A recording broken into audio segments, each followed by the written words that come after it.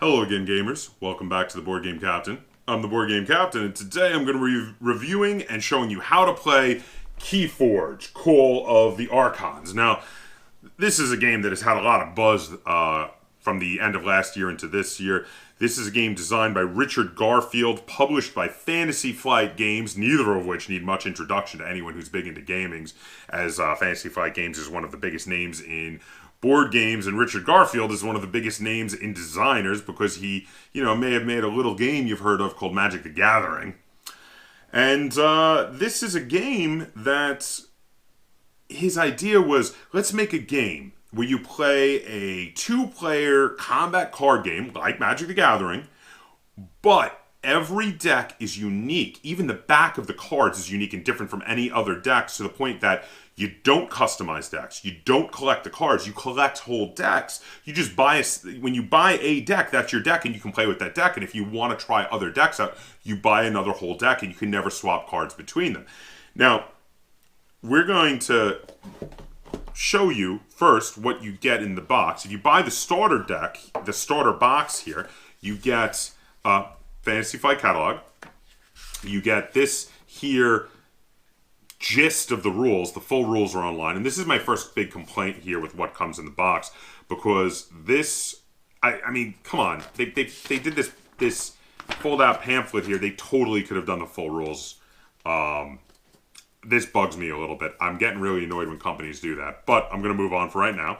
You get lots of counters and special cards to represent things. These are cards that represent +1 power, while these are cards that represent stun, and you get counters and cards to represent your current level of chains, which is a bad thing. It makes you draw less cards. Sometimes cards will cause your opponent to have chains, or maybe as part of the cost give you chains. And then you get lots of counters for damage and for Amber that are just some cardboard punch out counters. In addition, with the base set, you get 2 completely random decks, which are as they normally are when you can buy a single random deck that's nothing but the cards in the store in a little box, in addition to being able to buy the starter deck. But also you get 2 training decks, and the training decks are actually fixed decks. They're the same and are well balanced with each other and are the same in each one of these starter sets. So now, in this box, I also have 2 additional totally random decks, which the extra ones I haven't tried yet. They're still in shrink wrap here, because I decided to buy a couple more because I wanted to see a few more decks in action and eventually want to try them out. But we've been playing around with, first, the balanced decks that came in here, and then 2 specific of the random decks to try them out and see how they work, and also we kind of liked those 2, so those are the ones we've been playing with. Now we're going to head over to the table, and we're going to run you through a few turns, show you how you play a game of KeyForge Call of the Archons, and then when we're done with that, we're going to come back here. I'm going to talk about how this game feels, I'm going to rate it and review it, and then we're going to get a second opinion from Len. Okay, so here we are set up for a game of KeyForge, Call of the Archons. Now, first thing you got to do to set up, you got to get your deck and you shuffle it on up. You place out your deck's identification card, which on the other side just has a list of all the cards that are in it, as well as your chain tracker and the circle, which you use to put on the chain tracker, because sometimes cards may give you chains, which reduce the number of cards you draw at the end of the turn as part of their cost. You also place your 3 keys out face down. They're the color side. Color side is face up. The grayish side is face down. And the first player, after determining who goes first, will draw a 7-card hand, while the second player will draw a 6-card hand. I will be going first, so I have drawn 7 cards. You also place the Amber and the wound tokens near your play area, as well as the counter cards for stun and +1 power, and you're basically ready to go. So for this example, we are going to be using a couple of the random decks that we both like. Mine is the Song of Catswater. And Lynn, what is the name of yours again? Mine is the Ogre that slaughters the epic. And I think the thing you like most about that deck is its name. So it's a really fun name. All right, so I'm going to go first. Now, the first thing you do, the first phase of every turn, is if you have attained 6 Amber on your deck identification card over here, you can trade them in to forge one of the keys. Now, obviously, I don't have any Amber yet, so I can't do that. So the next thing I do after that is I choose a house. Now, I have the names of the 3 houses listed over here on my card, and for my particular deck, they are Logos, Sanctum, and Brognar, which are all listed down there. I pick one of them, and whichever house I choose in the next phase, I will be able to play cards from that house, activate any cards that are already out from that house, and if I want, I can also discard cards from that house if I want to get them out of my hand. Now, being the first turn of the first player, though, I am only allowed to play 1 card on this turn. So I'm going to choose Brobnar, and I am going to play Mugwump. Now, Mugwump is a Brobnar. He has that symbol up there. He has 6 power, which means he takes 6 damage to kill him and does 6 damage every time he fights someone, and he has 0 armor. Armor would reduce damage dealt to Mugwump in combat. In addition, after an enemy creature is destroyed fighting Mugwump, he gets to fully heal all damage he has taken and gets a +1 power token. He's actually really good. Now, in this game, whenever you play a creature, they come in exhausted or turned sideways, which is a mechanic you should be familiar with if you ever played Magic the Gathering back in the day. Now, after I do that, again, on my first turn I can only play 1 card. I'm done. I'm going to move on to the refresh phase where I get to turn him right side up. And then I would draw back up to 6 cards if I had less than 6. But as I draw 7 at the start of the game, I am now specifically at 6. I draw nothing. I am done with my first turn, and it is Lynn's turn. Okay. I don't have any Amber. So I'm going to call Dis is the faction I'm using. Okay. And my first card is an action card, and it returns an enemy creature to the owner's hand. So you're going to send Mugwump right back to my hand? Yes. Oh, bugger. Okay. Then I'm going to play the Terror, who has a playability. If your opponent has no Ember, you gain 2 Ember. So I'm going to get 2 and put it on my little card over here. And then I'm going to play an artifact. Mm-hmm. The action is that I can use a friendly creature. And then... Okay. Is that all you're playing? So you're going to Yes. move on to your refresh phase? Yes. All right, so, okay. So now you get to draw back up to your full 6-card hand, of course, and you used a lot of cards, so what was that, another 3 cards you get? Mm-hmm. And now that Lynn is done, it's back to my turn. So now I get to take a normal full turn here. So I am going to call, my faction is going to be Sanctum, and I am going to start by playing, let's see... I'm going to play the Spirits the Way, which destroys all creatures with power 3 or higher. So Lynn's 1 guy she had out there gets destroyed. Then I am going to play a creature of my own, the Frankus. He has 6 power, 1 armor, and he has an ability that says, after an enemy creature is destroyed fighting Frankus, he gets to capture 1 Amber, which means he would take an Amber from the opponent and put him on himself. I can't use that Amber, but if my opponent ever kills him, they get the Amber back. So it just kind of temporarily takes it away. Then I'm going to play a weapon on him, the Hallowed Blaster, that allows him to exhaust to heal 3 damage from somebody. So I'm going to put that on him. And that's going to be it for me, which means I am down to 4 cards because I was back up to 7 since you made me take my 1 guy back. So I'm going to refresh Frankus and draw 2 cards, and it's your turn. Okay, I'm going to call Brobnard. Okay. And what I'm gonna play Smash, where his playability is he stuns a creature. So you're going to stun me? Yes. That is totally understandable. So now stun means the next time I would be able to activate Frankus by calling Sanctum. Instead, I just remove the stun from him instead of being able to do one of his actions.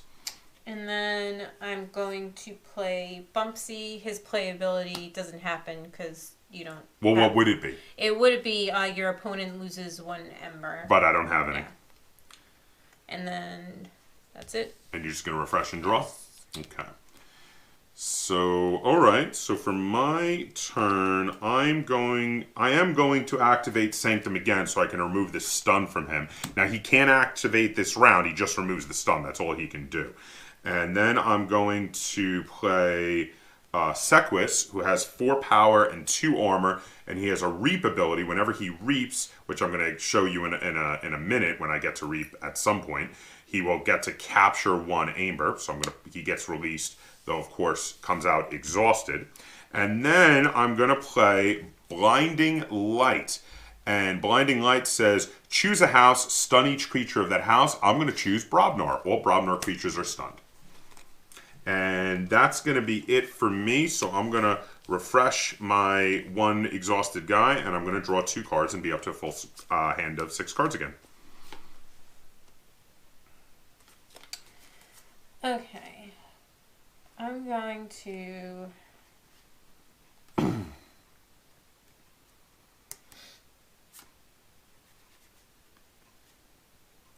going to call Mars. Okay.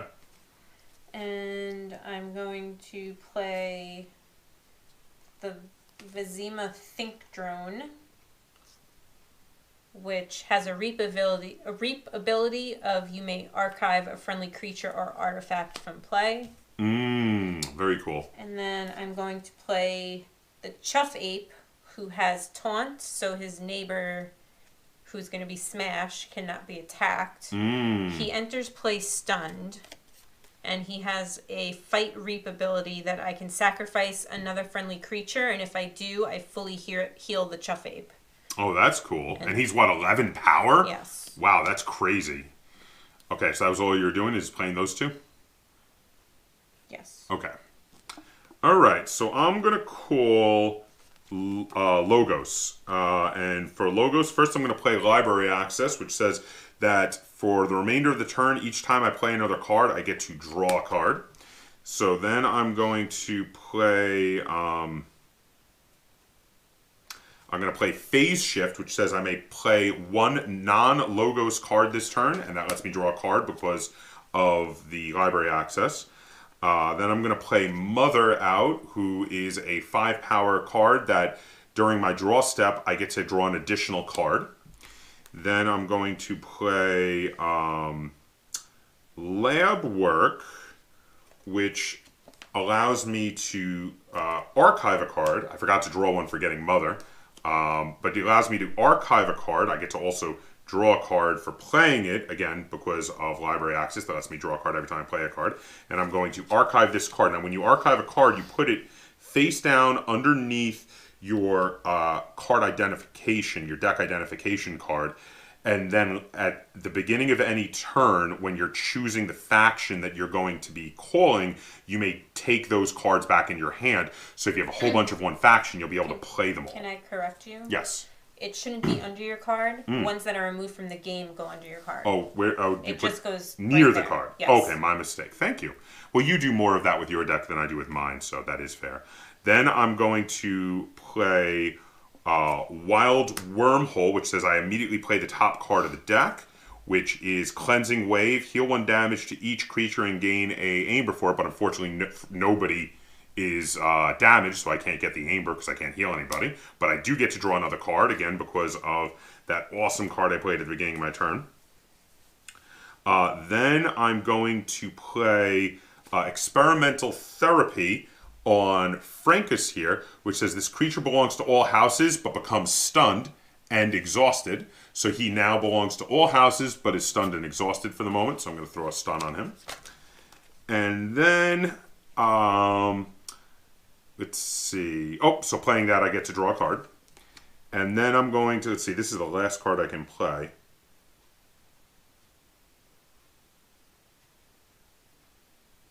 I'm going to hold on to that. Well, actually, no, I forgot. I did play the card Lab Work, which allowed me to play 1 card of a different faction if I want. So I'm going to get 1 more card out. So I'm going to get Mugwump back out because I wanted to get him out. Now, that's going to be the end of my ability to do anything because I didn't have any Logos creatures that were ready at the beginning of this turn, so I can't do anything with any of them. So then what I'm going to do is I'm going to refresh everybody who is exhausted, and I'm going to draw 4 cards to bring myself back up to 6. And then it is Lynn's turn. I'm going to call Mars, and I'm going to play Zizix the Many. He has a Fight Reap ability where I may reveal a creature from my hand. If I do, I archive it, and Zizix the Many gets 3+1 counters. I have to draw an extra card because of Mother, I forgot. Okay. That is a great ability. So he are you going to archive? No, that's a Fight Reap ability. Oh, it's Fight Reap. I'm sorry, I thought it was a play ability. No, I'm going to reap with Vizima Think Drone. Now, reap is something you can do instead of attacking. For every guy you reap with, you get 1 amber. Now, don't forget, your other guy gets to lose his stun. Yeah, he's just gonna lose his stun. Which, holy crap! Now so he doesn't do anything. But. No, he's what, like 11 power, and yeah, wow, he's scary. And then gonna refresh. Yes. Yeah, he is very scary. And I think I only played 1 card. So I just get 1 card. Okay. So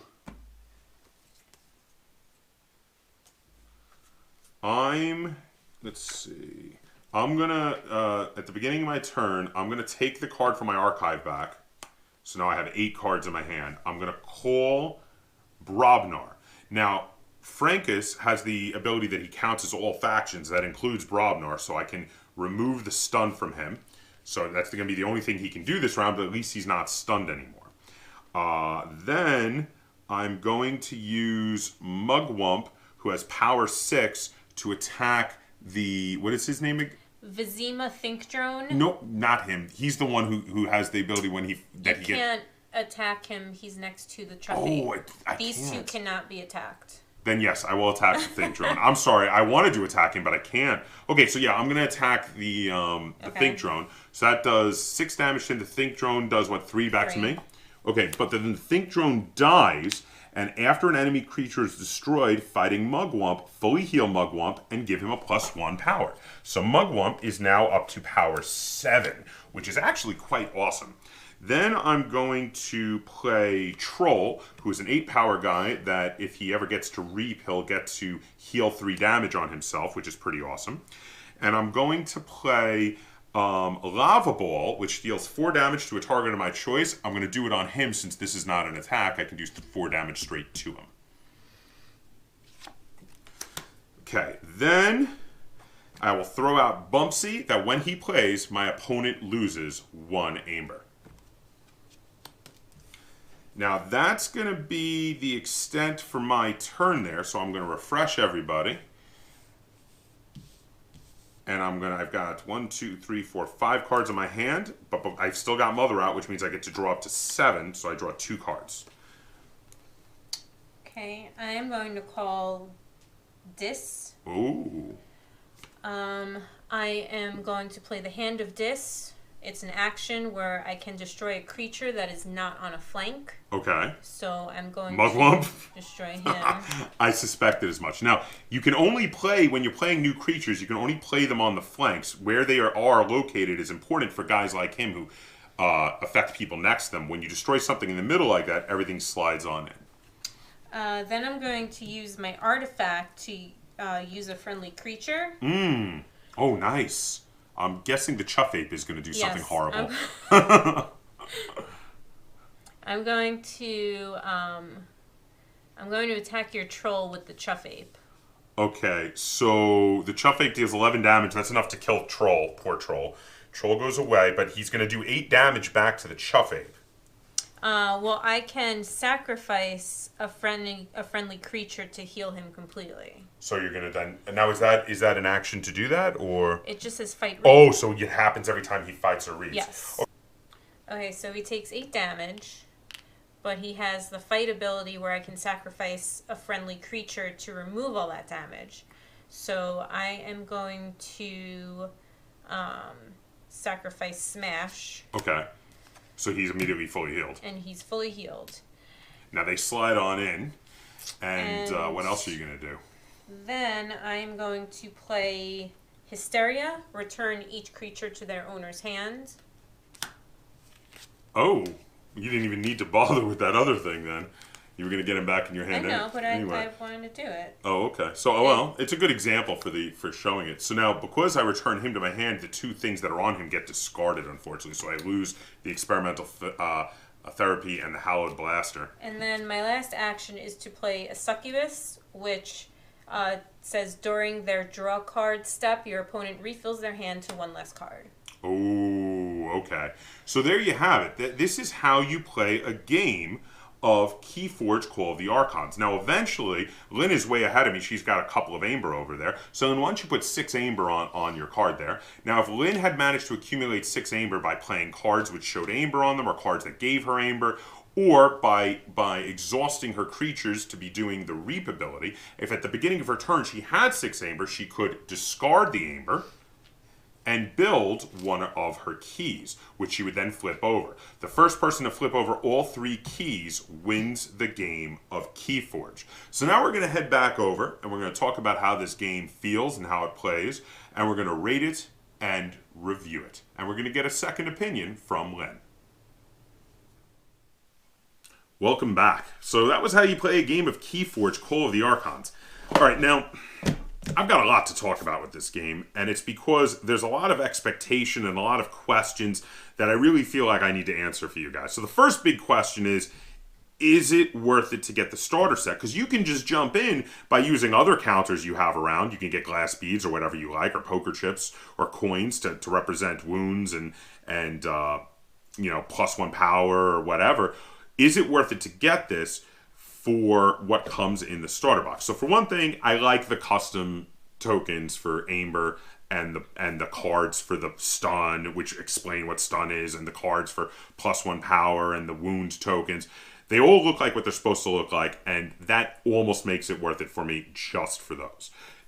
But if you are a board gamer and you're someone who maybe back in the day used to play Magic the Gathering and are looking to get into this from a modern board gaming standpoint and are excited about the fact that you don't have to collect the cards and don't have to, have tons of cards that you trade with each other, that you can play like a card battle game and just worry about the decks you own, and you just buy a deck and it's ready to be used, no customization necessary, then this starter box is really worth it. And the reason is for the 2 really balanced decks. Because the random decks are not going to be balanced. You're going to find some that are amazingly powerful and some that are much weaker. But the 2 balanced decks, they're pretty well balanced with each other. We tried them out, and just playing the game and for the game mechanics and to enjoy the game mechanics with those balanced decks is a big thumbs up and a big reason why you may want the starter box and you can get your hands on it. So the next big question is, people are acting like this game is the second coming of Magic the Gathering, and the big question is it? Is this the second coming of Magic the Gathering? And the answer is yes and no. So when Magic the Gathering came out back in 93, I believe it was, now, a lot of the mechanics were simple, but they were new. They were not things we'd seen before. The using of the tapping of the cards, turning them sideways to be able to attack and do effects, that was all brand new. It was revolutionary for the time, even though they were fairly simple mechanics. So now when you see similar mechanics to that, yeah, they're now old and they've been around a long time, over 20 years. But there is a reason why I say it is the second coming of Magic the Gathering. Now, the thing about Magic the Gathering is it was a fairly basic game, fairly simple, but fun to play. But the thing that really stood out about it was not the rules. It was not the gameplay. The thing that stood about Magic the Gathering was the sales model. Richard Garfield, in a stroke of genius, came up with the concept of a collectible card game or trading card game or whatever you want to call it, which up until then had never been done before. You had collectible cards for sports and movies and comic books and whatnot, but you had never had one that had a game put on those collectible cards. You actually had some reason to want to get certain cards because you played a game with them. And in that regard, this does feel like a second coming of Magic the Gathering, because this new idea of having decks that you collect where each one is totally unique, no one else will ever own that deck, it is yours and yours alone, That feels unique. That feels different. And in that regard, yeah, it sort of does feel like a second coming of Magic the Gathering. But is the game good? Now, the game reminds me a lot of Magic the Gathering, but it's like a modern update to Magic the Gathering. It seems to me that Richard Garfield said, okay, there's some things in Magic the Gathering that were a bit clunky that I didn't realize back then, and let me find a way to streamline those. And this game does that. So you've got no mana, which means you're never mana clubbed. You never have a hand of nothing but lands, and you never have a hand of no lands. You always have cards you can play. All you have to do is pick a faction, and you can play all the cards of that faction. You're never having a turn of nothing. It never happens in this game. And that's good. I like that. I like the easier way to play cards, the easier way to activate cards. There's a lot of other things in here that are a bit streamlined too, like the way the combat works. It's not you attack, then your opponent decides who to defend and they can gang up on you. You attack and you pick a guy to attack. They exchange damage. Pretty simple. Reaping also is really interesting. Your opponent doesn't have a life total. You're not trying to pick away at their life total. You're trying to gain Amber to buy the keys. And in doing so, each creature, regardless of how strong it is, can gain 1 Amber by reaping. And that is also interesting, because while big creatures will scare your opponent because they can destroy a lot of your creatures before they take enough damage to die, they don't automatically mean you're game winning with your big creatures, because it's the number of creatures you have out that can reap that become really important, because the more creatures you have that you can activate and reap means more Amber, means quicker getting those keys, and it's all important to get 3 keys because that's how you win. So yes, I do like the mechanics of this game. I give KeyForge 7 out of 10 stars because I like this game and I would play it anytime somebody asks. Now, 7 out of 10 stars is a positive score. It means I do really like this game and I enjoy it. But that being said, there might be a bit of overhyping going on, as we've seen decks selling for like hundreds of dollars on eBay and people going crazy about this. I do think some of the buzz is going to die down, though it may come back up again if they come out with new sets so they can have new, totally all unique decks once they run out of combinations in the base set. But I think it's really cool. I think there is something to this, and I enjoy this game, and I do feel like it is a fairly worthy successor to Magic the Gathering from a sales model standpoint, being that it's a brand new sales point, as well as inheriting a streamlined version of the rules from Magic the Gathering. But let's get a second opinion. Lynn, how many stars out of 10 would you give to KeyForge Call of the Archons? 6. So Lynn's a little lower than me. Now 6 means she likes it, but she has to be in the mood to play it. So she will play it. It is still a positive score, but she's not as excited about it as I am. She said she wants to try out all the decks we have. She's not sure if she would like to get more decks. We'll see down the road, but also she's kind of got to be in the mood for it. So there you have it. 6 stars out from Lynn, 7 stars from me. Now, neither of us think this is the, oh my God, this is going to be the greatest game of all time, but we both do like it, and we both enjoy it, and we recommend you try it and make up your own mind, because we've had fun playing it. It's an interesting game, and it's a very interesting sales model.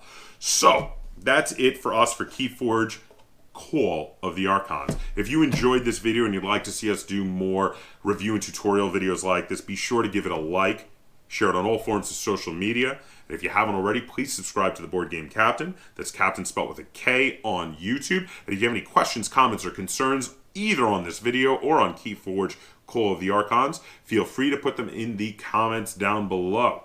And until next time, game on.